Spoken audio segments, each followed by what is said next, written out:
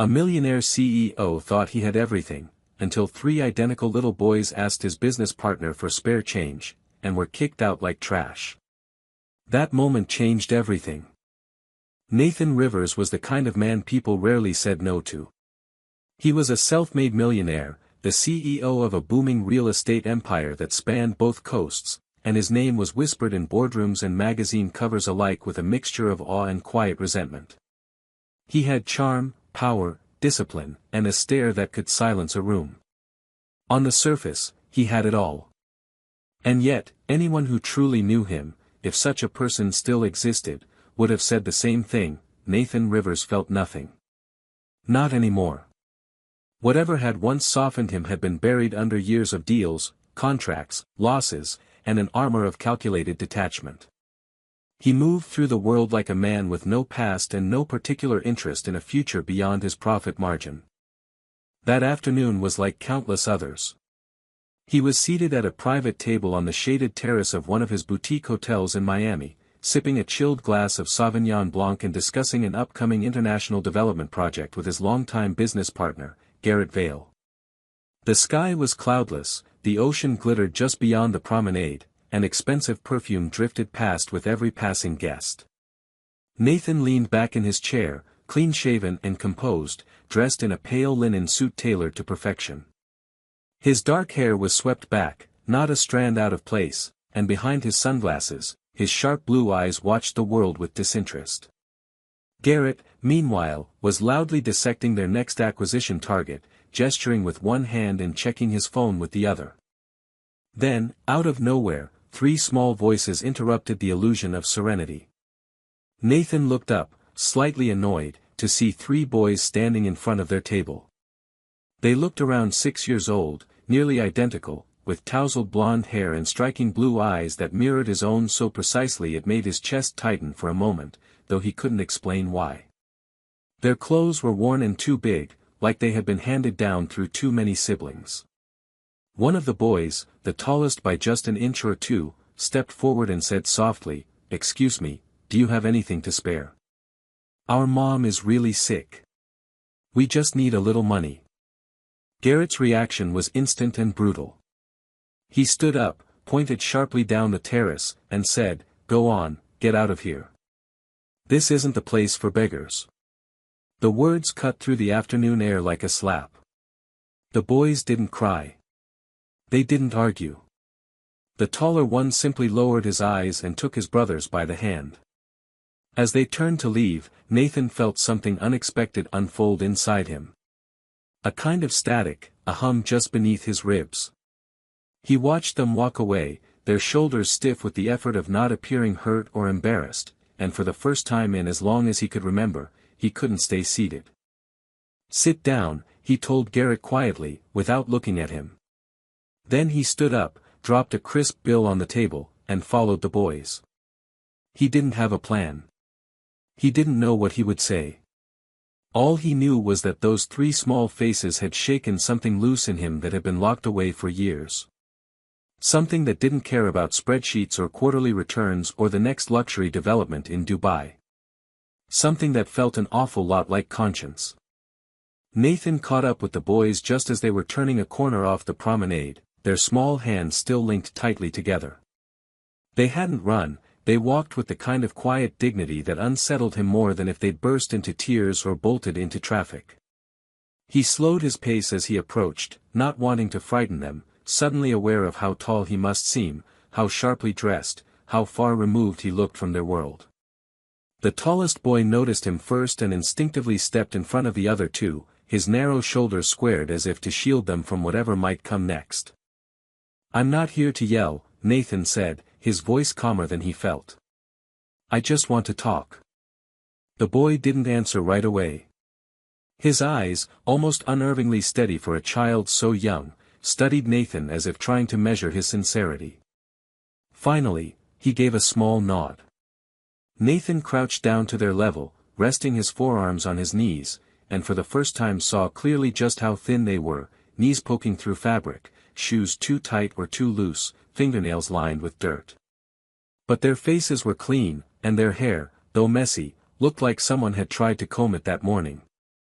These weren't children used to being on the streets. They were children who'd been forced there by something recent, something urgent. "My name is Nathan," he said. "I don't want anything from you. I just want to know if you're okay." The tallest one answered. "I'm Lucas. This is Liam. That's Logan." He didn't mention their last name. He didn't have to. Nathan nodded, careful not to react too strongly to the names, though something about them sank into his chest like a weight. "You said your mom is sick." Lucas gave a short nod. "She hasn't gotten out of bed for 2 days. We tried calling the number on the paper she gave us, but no one picked up. We didn't know what else to do." "Do you have other family?" "No," Lucas said simply. "Just her. And us." Nathan felt a sharp pull in his chest, something that only deepened when Liam stepped slightly closer to his brother, his thumb tucked into his mouth, his eyes wide and searching. Logan looked tired, as if he could fall asleep right there on the sidewalk, but he clung tightly to Liam's shirt like it was the only stable thing in the world. "Are you hungry?" Nathan asked. They didn't answer with words, but the way Liam's eyes flicked toward a cafe across the street told him everything. He stood and gestured toward the corner. "Come with me. Just to eat, that's all." Lucas hesitated. "We're not allowed to go places with strangers." Nathan appreciated that. "You're right. You shouldn't. But this place is just across the street. You can sit by the window the whole time. You don't even have to talk to me if you don't want to." After another long pause, Lucas finally nodded. "Okay." The four of them crossed the street in silence. Inside the cafe, the boys chose the booth furthest from the crowd, closest to the window. Nathan ordered them grilled cheese sandwiches, fruit, and juice, then sat at the far end of the booth, giving them space. They ate slowly at first, as if not quite convinced it was real, but then hunger overtook hesitation. As they ate, Nathan watched them and realized he hadn't felt this alert, this tuned in years. They weren't like other kids. Or maybe they were exactly like other kids, and he had just forgotten. When the food was gone, Lucas leaned back and looked at Nathan carefully. "Why did you come after us?" Nathan didn't lie. "Because something about you felt familiar." Lucas looked unconvinced but didn't press further. "Our mom's name is Emily," he said. "She's really nice. But she's not okay right now." The name hit Nathan like a punch, though he didn't let it show. Emily. It couldn't be the same Emily. Not after all these years. Not here. Not like this. "Do you know your address?" he asked, his voice steady. Lucas nodded and took out a wrinkled slip of paper from his pocket. It had an address written in shaky handwriting. Nathan took it, glanced at it, then looked at them. "I'll take you home," he said. "And if she needs help, we'll get her help. I promise." Lucas stared at him, and for a second, Nathan thought he might say no. But then Logan yawned, leaned against Lucas's side, and the eldest boy simply nodded. In the back of his mind, something had already started to click into place. Too many coincidences. Too many things that felt like fate. He didn't believe in fate. But this wasn't chance. He knew it. He just didn't know yet how much this moment was about to rewrite everything he thought he knew about his life. The building was older than Nathan expected, worn brick, rusted metal railings, and a broken intercom buzzer that hadn't worked in years. He had seen poverty before, of course, but from a distance, in reports, in philanthropic pitches, in areas his company quietly gentrified. This was different. This was real. The boys led him down a narrow set of exterior stairs to a basement apartment that smelled of mildew and damp concrete. The moment they stepped inside, the air changed. It was heavy, close, filled with the quiet desperation of too many long days and longer nights. There was no light on inside, just the muted gray of late afternoon filtering through a single, cracked window.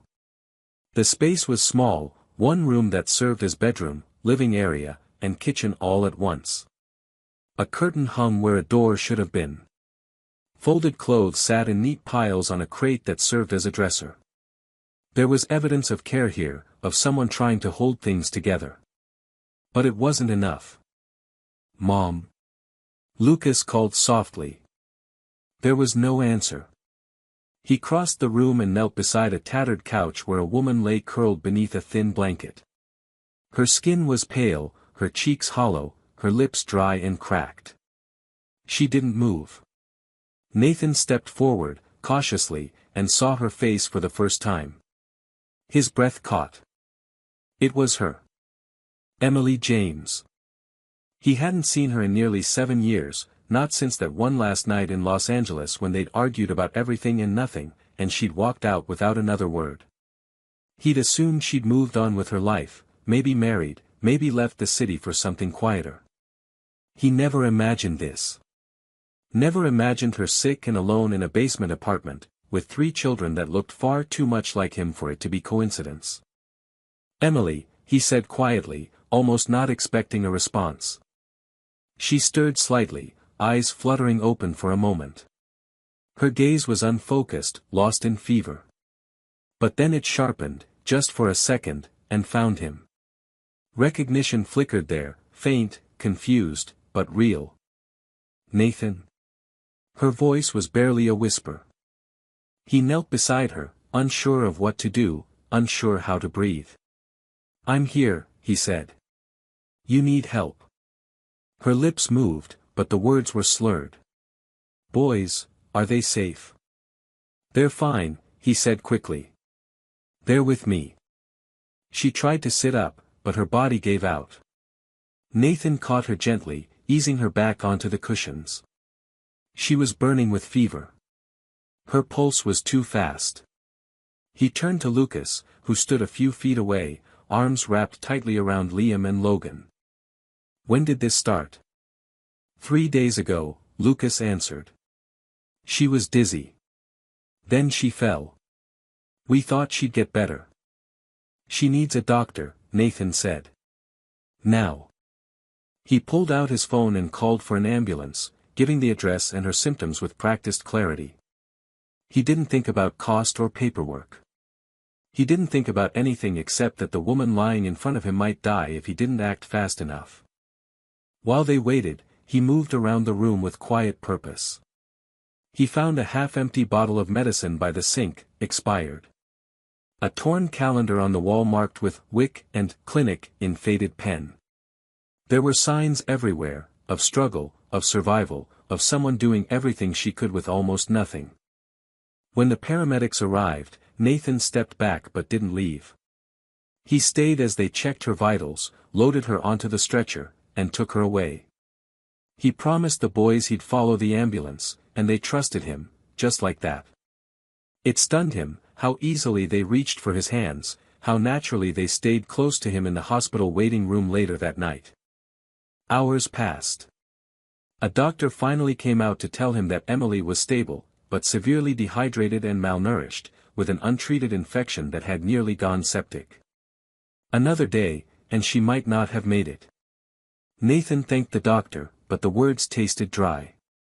What he really wanted to do was scream, to rage at himself for not knowing, for not looking, for not being there. But there would be time for that later. That night, back at his penthouse, the 3 boys fell asleep in the guest room, curled up close to each other, still too quiet for children their age. Nathan sat in his living room, the city skyline blinking beyond the glass, and tried to process the truth. Emily had never told him. Never reached out.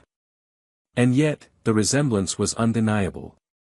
The timing, the names, the eyes, they were his sons. And he had no idea what to do next. Nathan barely slept that night. Every time he closed his eyes, he saw Emily's pale face on that worn-out couch, the way her lips barely moved when she asked if the boys were safe. The sterile lights of the hospital, the weight of the doctor's words, the sound of the boys' small feet echoing in his hallway, they repeated in his mind like a film reel he couldn't pause. At dawn, he found himself standing at the edge of the guest room doorway, watching the three boys sleep. Lucas had taken the middle, as if instinctively shielding the other two. Liam clutched a blanket in his fist, and Logan, the smallest, had turned sideways in his sleep and was pressed up against his brother's side. They looked peaceful now, but even in rest, Nathan could sense the strain beneath their stillness. These were children who had learned too early not to ask for too much. Later that morning, he made a call to a private clinic for a DNA test. It felt almost clinical, necessary, yes, but still cold. And yet, it was the only way to confirm what his heart had already begun to suspect. The wait was unbearable. In the meantime, Nathan tried to function. He made them breakfast, or rather attempted to: burnt toast, cold eggs, juice poured too full. The boys didn't complain. They ate with quiet gratitude that twisted something sharp in his gut. They didn't ask to go home. They didn't cry for their mother. Instead, they followed him from room to room with quiet curiosity, asking only small questions: where the bathroom was, if they could watch cartoons, if the beds were always this soft. Over the next few days, Nathan's entire life shrank to the size of their needs. He took emergency calls from investors while Liam tugged at his sleeve and asked what preferred stock meant. He stepped out of meetings to read bedtime stories and answered emails with Logan asleep in his lap. The penthouse transformed: couch cushions became forts, conference tables became puzzle stations, and the silence he had once cherished was replaced with laughter, shouting, and sometimes crying. Nathan was exhausted, but he had never felt more awake. When the DNA results arrived, he sat down alone in his study to open the envelope. He didn't need it anymore. He already knew. But seeing the words on paper, biological father, 99.99% match, hit him with a finality that no intuition could match. His hand trembled slightly as he set the paper down. There it was. Undeniable. The three boys asleep down the hall were his sons. Not maybe. Not possibly. His. He thought he might cry. But instead, a strange calm settled over him, the kind that comes when a storm ends and all that's left is the wreckage, and the chance to rebuild. For a long time, he just sat there, the silence pressing against his thoughts. He thought about Emily, about the way she used to laugh with her whole body, how fiercely she had once believed in him. He thought about how he had thrown it all away for ambition. He hadn't even known she was pregnant. And now, after all those years, she had ended up half-conscious in a basement apartment, and their sons had come to him not because they knew him, but because they had nowhere else to go. Later that evening, as he tucked them into bed, Logan asked, "Are we staying here again?" Nathan nodded, unable to find his voice. Liam yawned and said, "Your house is big. We don't need that many rooms." And then Lucas, quiet as ever, met his gaze and asked, "Are you our dad now?" The question stopped him cold. There were so many ways he could have answered it. But none of them felt right. So he sat on the edge of the bed, rested a hand on Lucas's shoulder, and said simply, "I was always supposed to be." And for the first time, Lucas smiled. The official decision came faster than Nathan anticipated. The hospital social worker, a woman named Dana with tired eyes but a kind voice, scheduled a meeting with him just 5 days after Emily was admitted. She thanked him for stepping in, said the boys had been remarkably calm and well-adjusted considering the circumstances, and then handed him a stack of paperwork. Guardianship. Temporary at first, pending full evaluation. Standard protocol. Still, the words caught in Nathan's throat as he read them.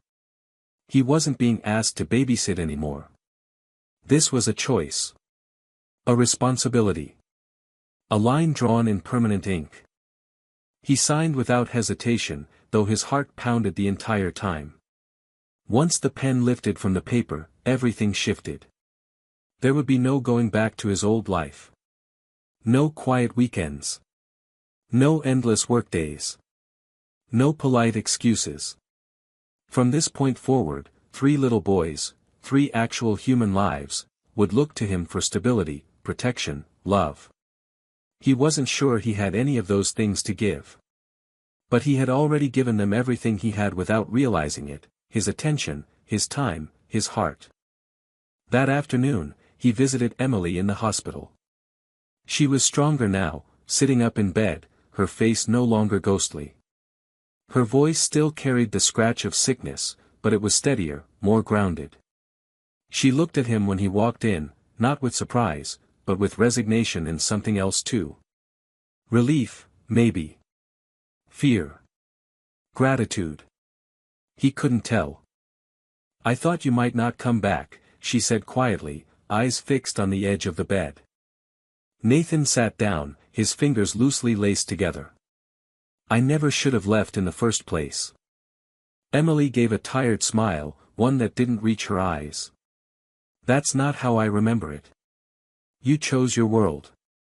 I just stepped out of it." He didn't argue. Because she was right. He had chosen ambition, control, distance. And now the consequences of that choice sat at home playing with Legos in a penthouse that used to echo with silence. "They're amazing," he said instead. "All 3 of them." "They're tough," she replied. "They had to be." There was a long pause, filled only by the soft beeping of the monitors beside her bed. Emily finally looked at him, her eyes bright but tired. "Are you keeping them because you feel guilty? Or because you want them?" He didn't answer right away. The question wasn't cruel. It was honest. She had every right to ask. He leaned forward slightly, elbows on his knees, and looked her in the eyes. "I didn't even know they existed a week ago," he said. "And now I can't imagine life without them. It's not about guilt. It's about belonging. They're mine. They feel like mine. I want to do this. Even if I'm terrible at it. Even if I screw it all up." Emily's lips trembled, just slightly. She didn't cry. She simply nodded and whispered, "Good. Because I can't. Not yet. I'm not ready to be their mother again." Nathan didn't try to convince her otherwise. He understood. Healing takes more than medicine. It takes space, safety, time. He reached for her hand, held it gently, and for the first time in years, there was no anger between them. Just the weight of all they had lost, and maybe a sliver of what they could still build. When he left the hospital, the boys were waiting for him at home, barefoot in pajamas, half wrapped in a blanket fort built between the couch and the dining room chairs. Liam had fallen asleep inside with a toy dragon tucked under his chin. Logan was drawing on the kitchen tiles with washable markers. Lucas stood guard, protective and serious, as always. When Nathan walked in, Lucas simply asked, "How is she?" "She's better," Nathan said. "She needs time. But she's going to be okay." Lucas didn't smile, but he nodded, and for a moment, that was more than enough. Later that night, after the dishes were cleared and the chaos had quieted, Nathan stood in the doorway of their room. He watched the 3 of them sleep again, now in matching pajamas someone from the staff had picked out, their faces soft with exhaustion. And he realized something: this was no longer a temporary arrangement. These boys weren't guests. They weren't his duty. They were home. And he would never let them go. Nathan's life transformed in ways he couldn't have predicted. Every day brought new, unexpected challenges. The penthouse, once a shrine to silence and sleek modernism, had become a chaotic, living organism. Toys were scattered across designer rugs. The kitchen counters were lined with cereal boxes, juice cartons, and snack wrappers. The marble floor echoed not with the sound of imported leather shoes but with bare feet and laughter, sometimes followed by tears and shouts of, "He started it." Nathan, who had once negotiated billion-dollar deals without flinching, now found himself crouched in the hallway trying to mediate a standoff over a broken crayon. Some days, he questioned everything. He questioned if he was good enough, if he had already failed them in ways he couldn't see. He worried about the damage done before he arrived. Nights they went to bed hungry, mornings they woke up alone. But more often than not, those doubts were silenced by small moments. Logan running to him with outstretched arms just because. Liam proudly showing him a drawing of Dad that looked more like a spaghetti monster in a tie. Lucas quietly setting aside the last piece of pizza for one of his brothers. These weren't grand victories, but they were signs. The boys were beginning to trust that this life might last. That this new version of family was real. Work didn't disappear, of course. The board still expected him to lead, investors still needed reassurance, and projects didn't pause just because Nathan Rivers was braiding hair and cleaning glitter off his conference table. He learned to delegate more, hired a chief of operations he trusted, and slowly let go of the idea that his worth depended on being everywhere at once. For the first time, he began to build his schedule around school pickups and bedtime stories, not closing bells and quarterly reports. Not everyone approved. When word began to spread among the upper circles of the business world, that Nathan Rivers, the sharpest mind in real estate, was now raising 3 children, reactions ranged from amusement to doubt. Some called it a midlife crisis. Others whispered about a PR stunt. But the harshest came from within. Garrett Vale, his former business partner, requested a meeting one morning under the guise of discussing a merger. They met in the lobby of Nathan's own hotel, but the tone was far from friendly. Garrett was all confidence and polished arrogance. He didn't waste time with pleasantries. "This thing you're doing," he said, gesturing vaguely as if fatherhood were an accessory Nathan had picked up, "it's costing you credibility. Investors want leaders, not full-time babysitters. You're turning your life into a nursery." Nathan listened in silence, letting Garrett talk. He watched him the way someone might watch an old ghost, familiar, but no longer frightening. When Garrett finished, waiting for rebuttal or apology, Nathan simply shook his head. "You don't get it," he said quietly. "You've never gotten it. This isn't a detour. It's the first real thing I've ever done." Garrett rolled his eyes. "You're emotional. This will wear off." "No," Nathan said, his voice steady. "This is who I am now. And if that makes some people nervous, they can walk." Later that day, Nathan formally dissolved their partnership.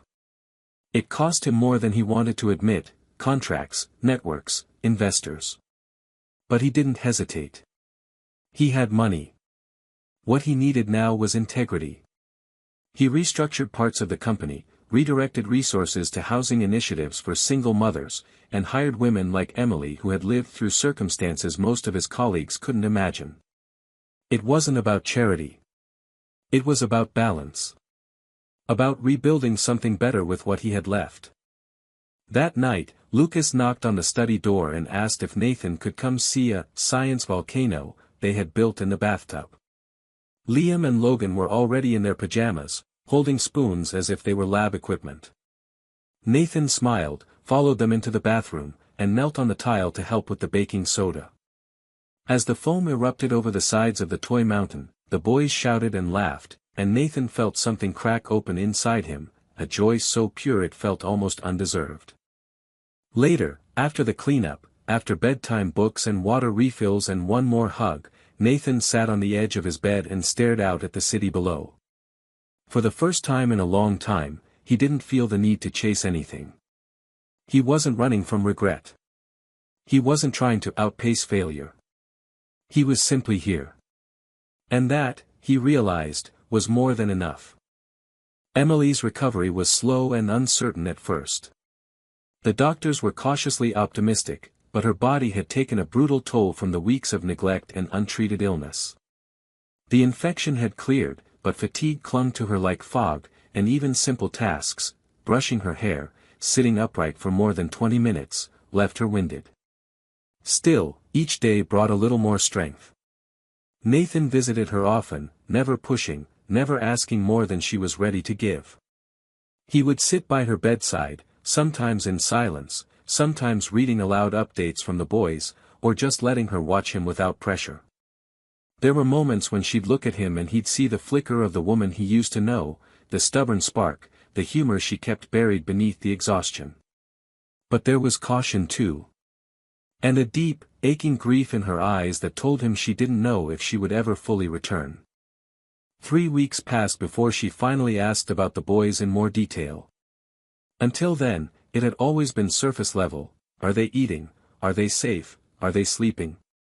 But on that day, she looked at him across the hospital room, her face pale but focused, and asked, do they smile when they wake up? The question hit Nathan harder than he expected. He nodded. Sometimes. Logan always does. Lucas pretends he doesn't, but I've seen him peek out from under the blanket with a grin when he thinks no one's looking. And Liam, he talks in his sleep. Says the funniest things. This morning he dreamed he was riding a llama made of jelly beans. Emily laughed softly, and for the first time, it sounded real.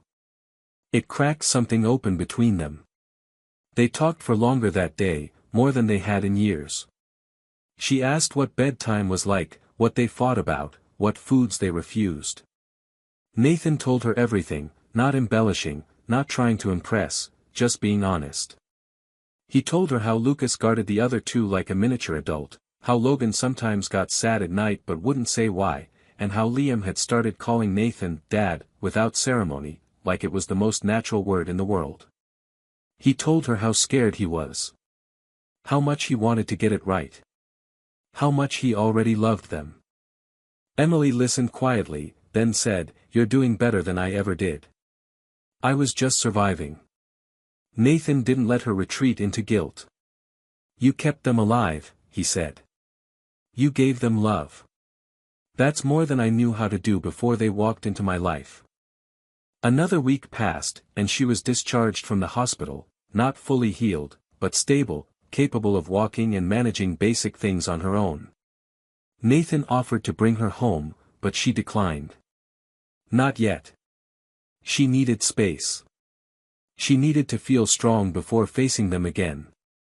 Instead, she moved into a small, temporary apartment nearby, paid for without fanfare by Nathan, and began physical therapy and counseling. She insisted on doing as much of it alone as she could. He didn't fight her on it. He understood. Strength, for Emily, had never meant loud declarations. It meant getting up again. Quietly. With purpose. Then came the day she was ready. It was early spring, the air warm and full of birdsong. The boys were playing in the schoolyard after class, under the supervision of one of Nathan's staff, while he stood nearby watching from a bench, sipping lukewarm coffee. He hadn't told them she was coming. Emily had asked for that, no expectations, no drama, just a moment of truth. She walked into the playground slowly, unsure of how her legs would carry her, unsure what they'd say, unsure if they'd even recognize her after everything. They did. Lucas spotted her first, froze, and then said nothing. He didn't shout. He didn't run. He just looked. Liam turned next and blinked as if unsure whether it was a dream. Logan gasped and dropped the toy car he was holding. And then, slowly, as if pulled by some invisible thread, the three of them walked to her. No words. Just three small bodies pressing into her at once, arms wrapping around her waist and shoulders and face, and Emily crumbling in the middle of them, tears streaming down her cheeks. They clung to her as if afraid she'd vanish again. Nathan stood back, watching the scene unfold with something tight and painful in his chest. But not painful in a bad way. It was the kind of ache that came with hope, with healing. With knowing something had been broken, but now, slowly, against all odds, was mending. When Emily finally looked up, her eyes found Nathan's.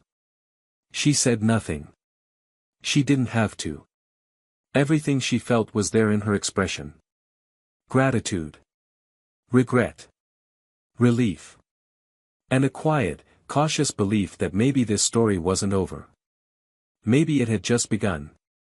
A full year had passed since the day Nathan found the boys on that hotel terrace, and in that time, his world had reshaped itself entirely.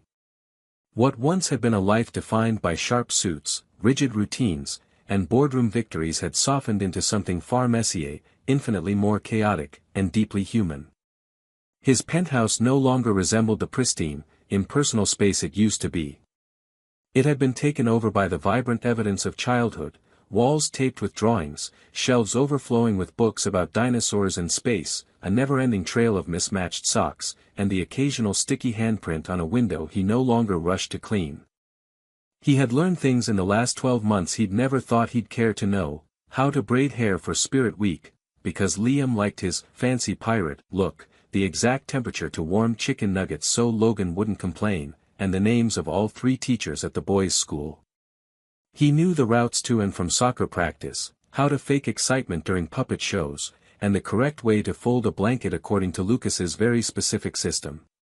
And somewhere along the way, without any announcement or moment of clarity, he had become a father, not just in title, but in presence, in instinct, in love. Emily had stayed close, slowly rebuilding her life with the same quiet determination she had used to hold it together all those years.